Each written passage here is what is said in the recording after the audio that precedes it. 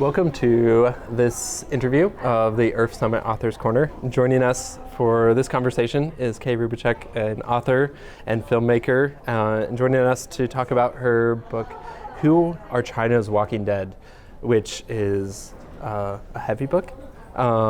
With some humor and a lot of hope. Yes, and a very personal book. So take us into the story behind the story of how did this book come into being? I like that, the story behind the story.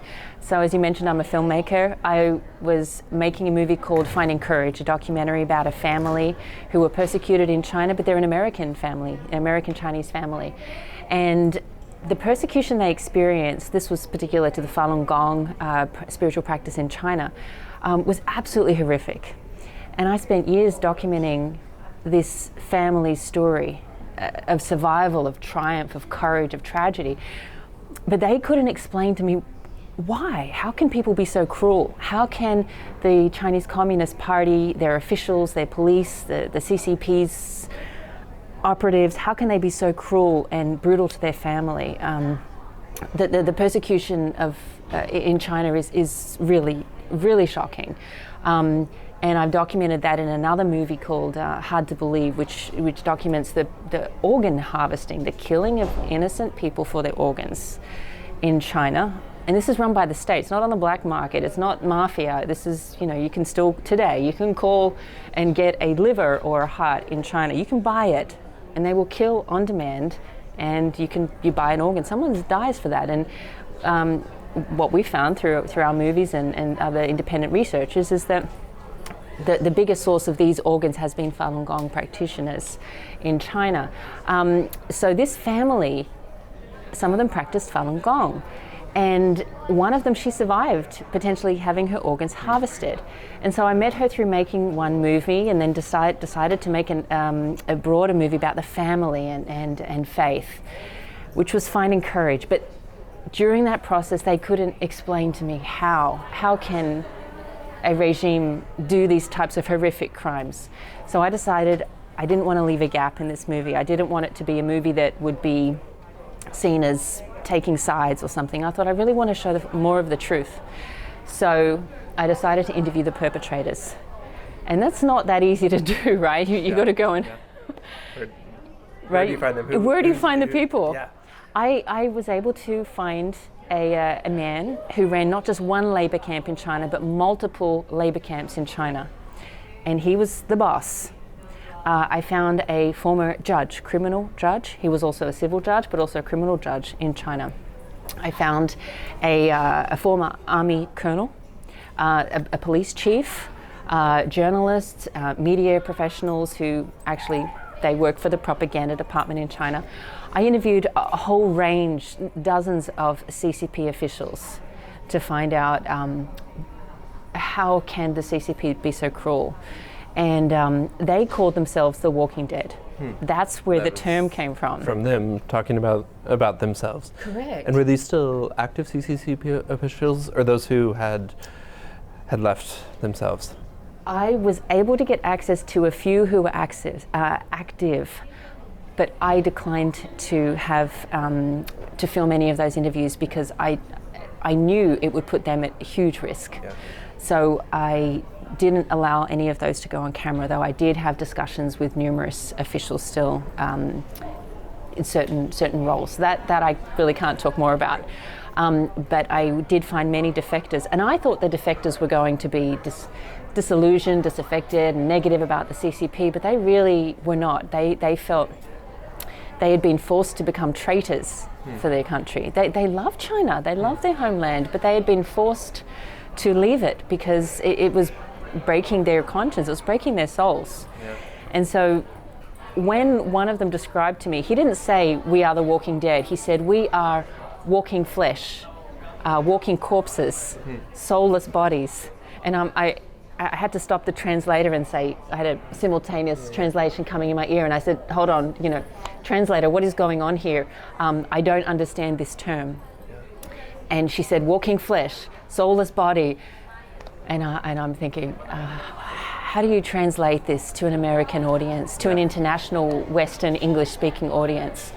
And I said, "Can I say Walking Dead?" She said, yes, that's an accurate translation. Yeah.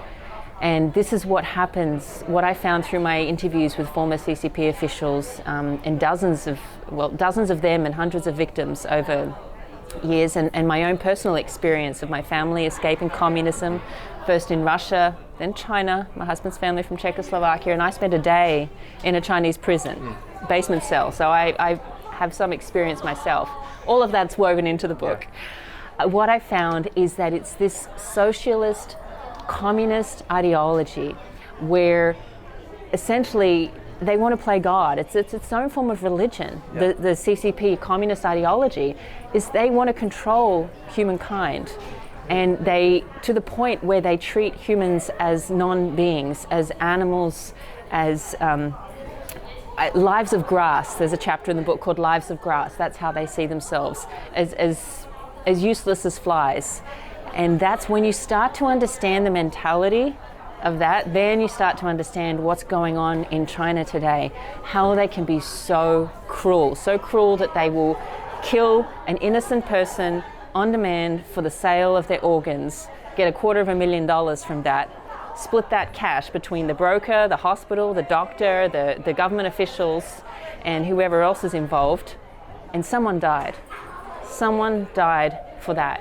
And I've met people whose relatives have been organ harvested, and so I have a chapter in the book on that. So that's essentially what I found and where the Walking Dead came from. Well, and it's such an important take on the story, because often we really press into the impact of persecution on the victims and the communities, and telling their stories, and how families are decimated by being dragged off to internment camps, and the abuse that happens there, and the horrific abuse of forced sterilization or disappearance, and how the impact that has on the victims. But to turn the frame of reference to look at also the impact that this has on the individuals who are involved in the perpetrating of this, and then as that carries on to the impact on the society, and maybe we'll come to that in a second. But as you looked at the impact on those individuals that led someone to, that is as if having been responsible for this, someone who's a walking corpse, the Walking Dead. What was it that? What was the impact on those who were involved in perpetrating abuses of nearly unspeakable horror? Absolutely devastating. It was so devastating.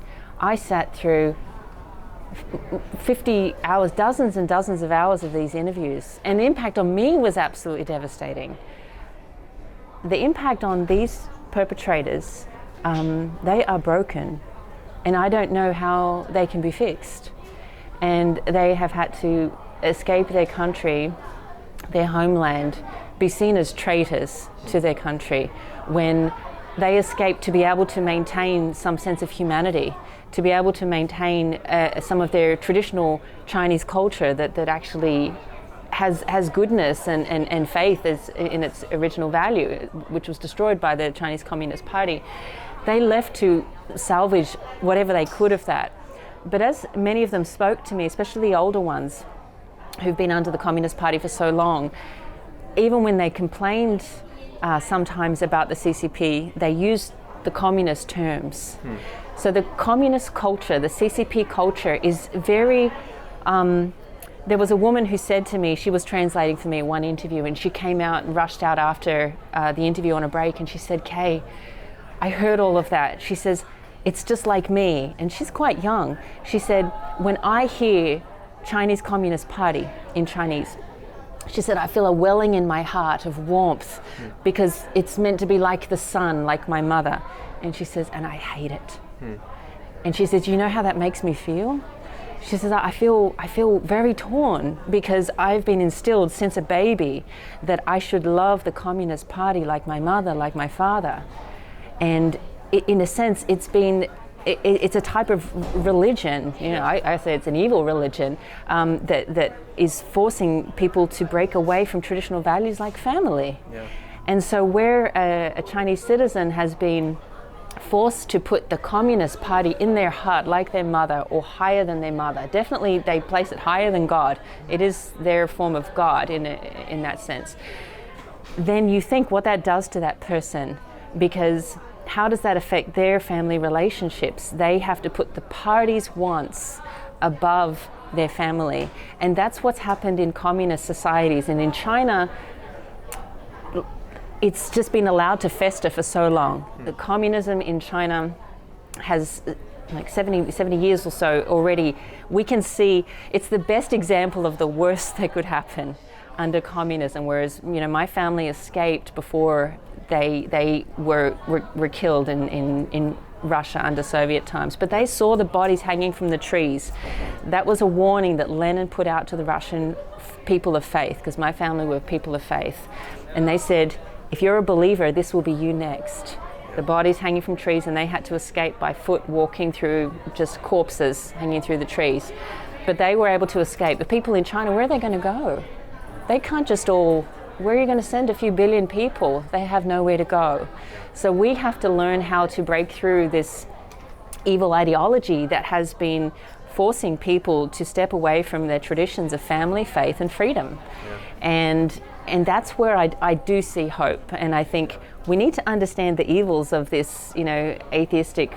It's atheistic, but it is a religion in itself. Yeah, it's set up kind of government or party as God, and that's why this what really is a war on religion is, and there's not space for, certainly you mentioned the Falun Gong spiritual practitioners, but Protestant Christians, the Catholic Church, and certainly what's happened to the Uyghur Muslim community as anything that's a rival for making sense of the world and competing both, making sense of the world and also of the individual human person of who we are, and that's brutal war on faith is really it's a competing religion of really government as God, but what's on offer for that and it's and how it's destroyed individuals and families, and so taking that out of the level of analysis,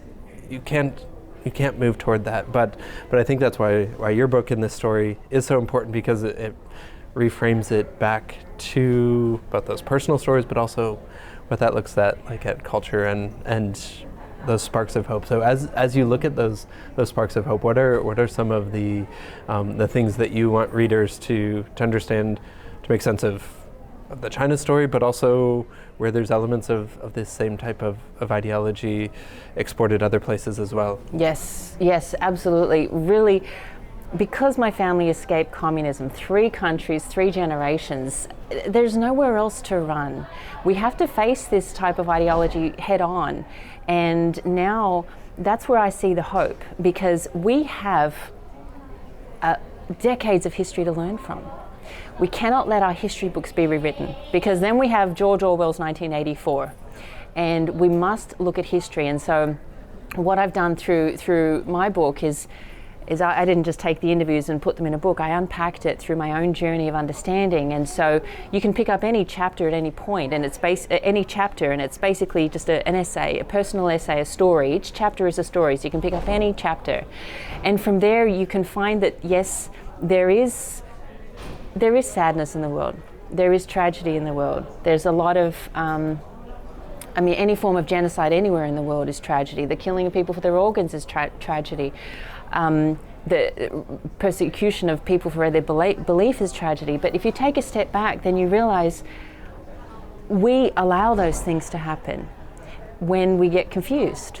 And when we can learn from history and stop thinking, because there is this part of what communism does is it rewrites history. You look at what's happened in China. The CCP has constantly rewritten history so that they don't even know that the Tiananmen, young people in China don't even know that the Chinese Communist Party killed 10,000 students plus on Tiananmen Square in 1989, just a few decades ago. And the citizens of China, the youth, don't know about it, and no one's allowed to talk about it. And if they do, it's just called a euphemism, a political incident, that political incident. Yeah. So we cannot let our history be rewritten. Yeah. We have to be clear on our education, and we have to value our education. We have to value our elders, which means we have to value our families. Yeah. And family is such one of the strongest protections and defenses we have against brainwashing and destruction of history, because we respect people who have wisdom and life experience. They don't need, it doesn't matter how many bachelor degrees or masters they have, they've lived their lives. They deserve our respect, and so do our history books. And that's what I learned. A big thing that I learned, besides, this is the story after the story that I learned from this, was that my father never got to read this book. He was in China. He grew up under at the beginning stages of the Cultural Revolution, the great famines that led towards that. He was there because they had escaped Russia. He grew up under the Chinese Communist Party in China, but he didn't talk about it because he found freedom.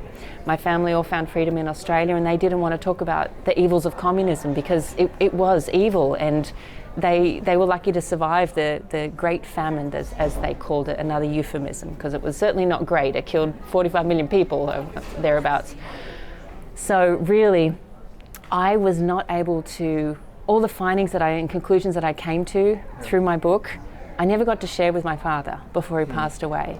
For me, that's a huge tragedy, and it's a huge lesson, and I want to pass that on to my children, and I want to share that as a reminder for audiences and anyone who reads my book or watches any of my movies, is that it's a big theme of my work, is valuing history and respecting tradition, and don't throw any of that under a bus because of some communist ideology trying to tell you otherwise.